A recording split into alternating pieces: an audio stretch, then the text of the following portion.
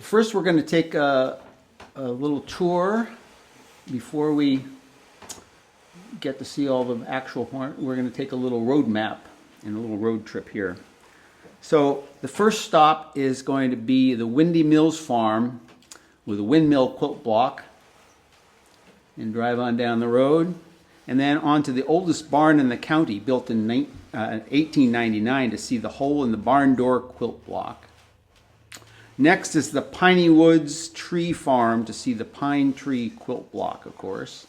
And then on to Joe's Cup of Coffee to get a cup for the road, get perked up. And next stop is the Thomas Family Farm to see the corn and beans quilt block and pick up some sweet corn. Then on to Happy Hens Farm, pick up some fresh eggs and see the hens and chicks quilt block. Time for dinner. We'll stop at the Dresden Plate Diner. And then last stop will be the Virginia Reel Dance Hall, where they'll hold a regular square dance in the barn. And we heard there might even be a cranky show before the dance. We'll see if that happens. But here we go.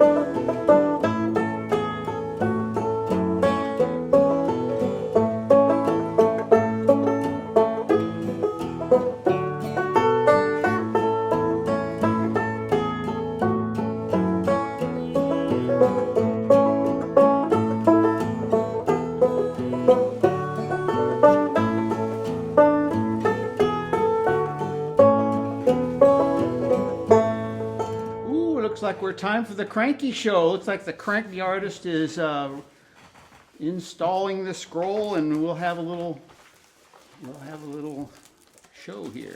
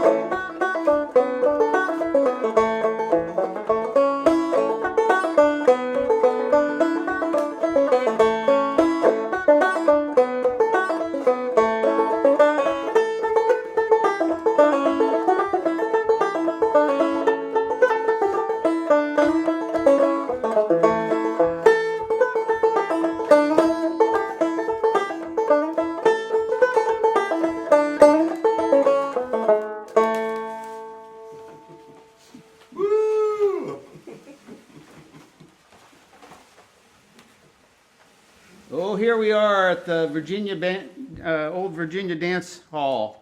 And it looks like musicians are showing up, and it looks like we're ready for a dance. I think the caller's in there, and let's have a little tune here.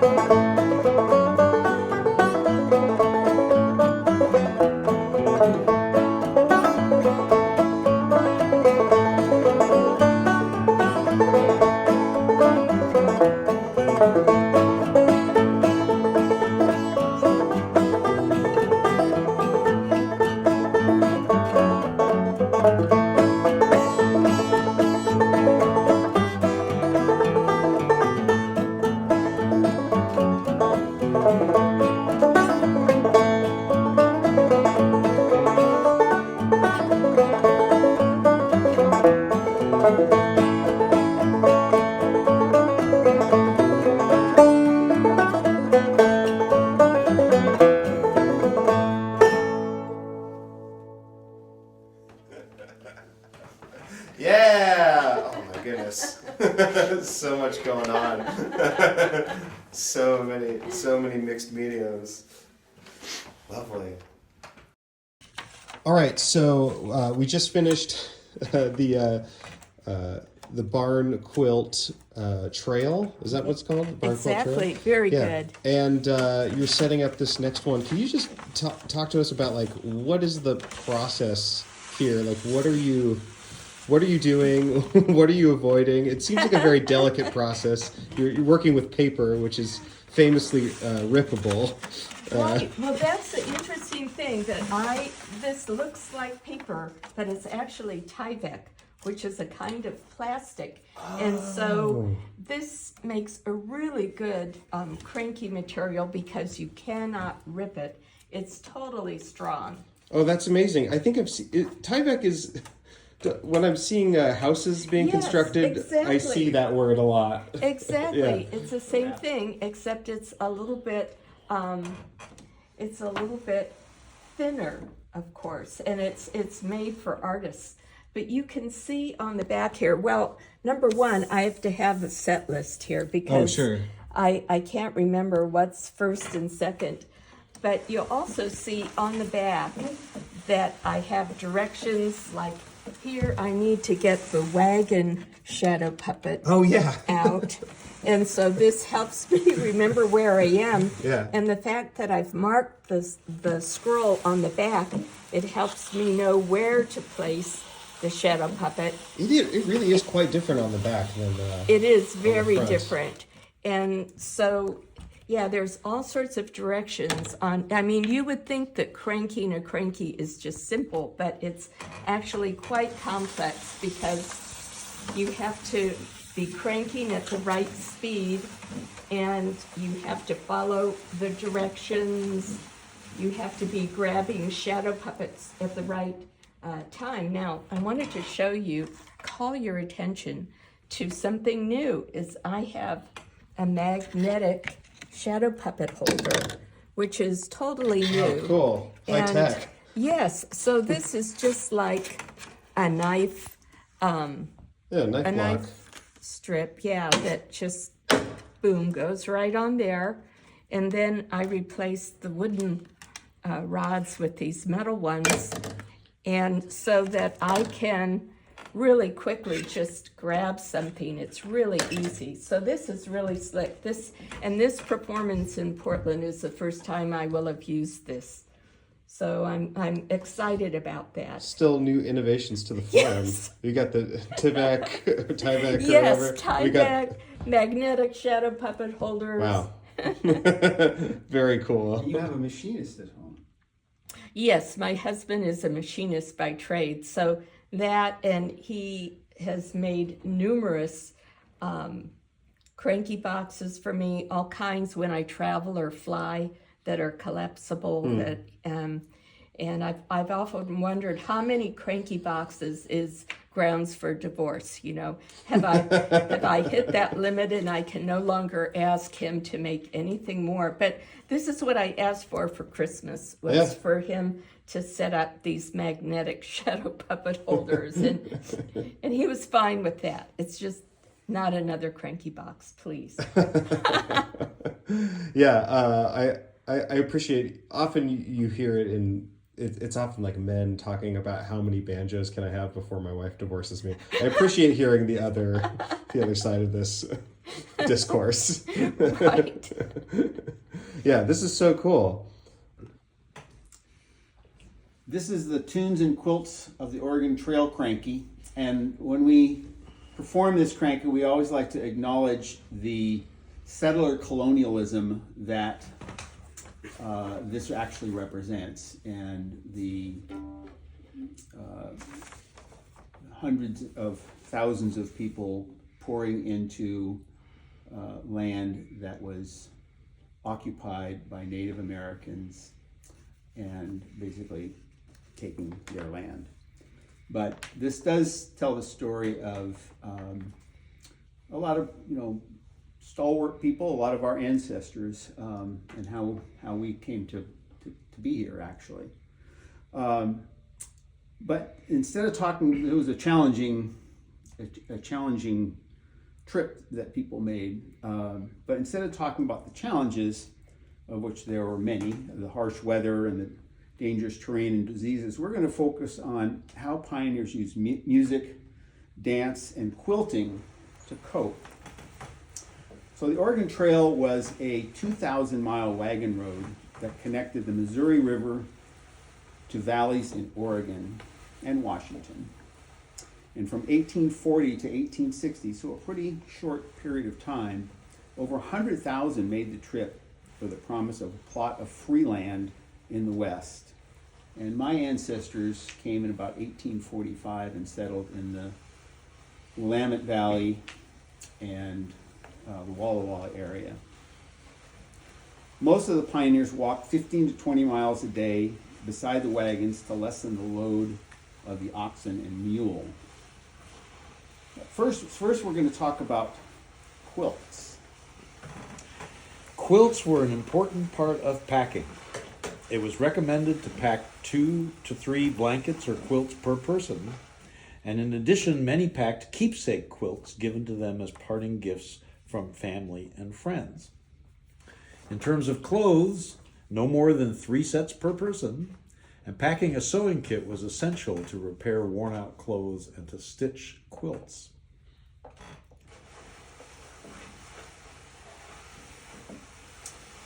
To combat boredom, men and women made crafts along the way. They also kept journals. Vincent McClure writes in his 1853 journal, "Rachel has found an old discarded copper kettle along the roadside. Not too bruised, she thinks. As she walks westward, she runs a needle and thread through some squares of old fabric, storing each piece inside the kettle, hanging from her arm like a handbag. She tells her husband, Alan, she'll have enough of these pieces sewn by the end of the trip to make a quilt." Every week or so, there would be a layover day, a time to give everyone a rest and to do chores such as laundry and repairing and repacking the wagons. Sometimes there was time to get together with a friend to share quilt patterns and stitch patchwork. Next, we'll talk about the role music and dance played to keep spirits up.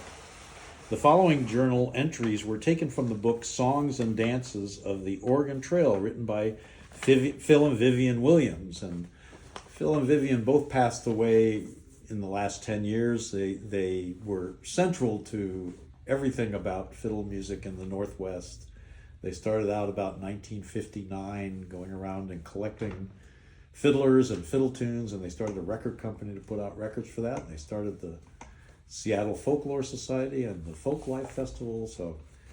And one of Vivian's last works that she really put a lot of work into was this Songs and Tunes of the Oregon Trail. In the beginning of the journey, the pioneers were rested and had plenty of supplies Colonel William Thompson wrote in his 1852 journal, "As we proceeded westward, more immigrants were met, and often our camp resembled a tented city. All was then a pleasure trip, a picnic as it were. No sooner was camp struck than a place was cleared and dancing began to the sound of the violin and the banjo." And the banjo.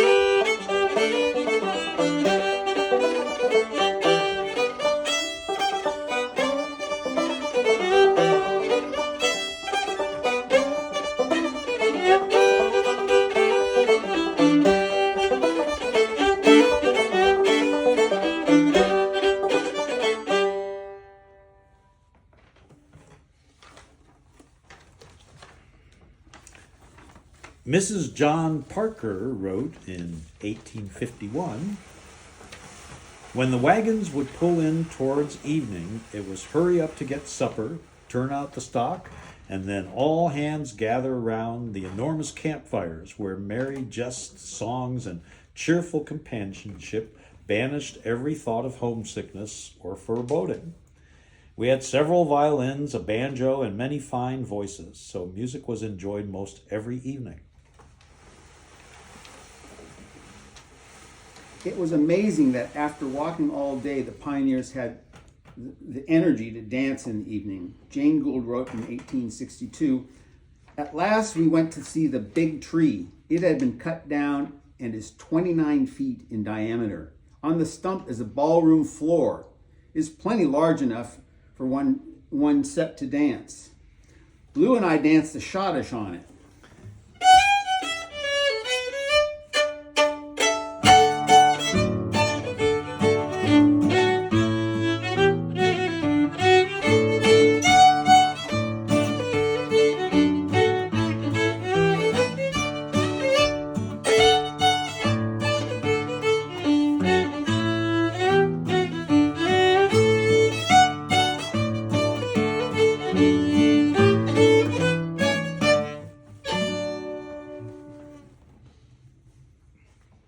As weeks turned into months of walking 15 to 20 miles a day, Catherine Hahn wrote, "The familiar tunes that were played upon the fiddle seemed to soften the groaning and creaking of the wagons and to shorten the long miles of mountain roads."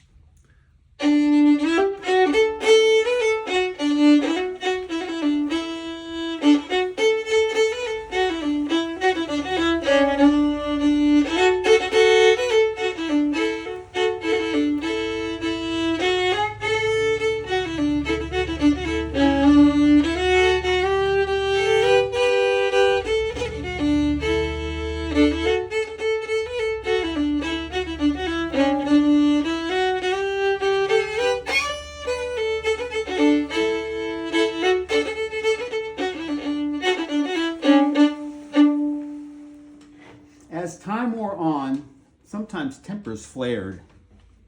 The music soothed frayed nerves. Phyllis Vanderburg wrote in 1864, "When we walked past their wagons, one man was playing a jig tune on the fiddle and another was telling a story. They seemed a happy party. During the whole trip, that group of young men and their songs and fiddles and stories was an extremely popular section of the train. Many a difficulty turned into a mere laughing matter."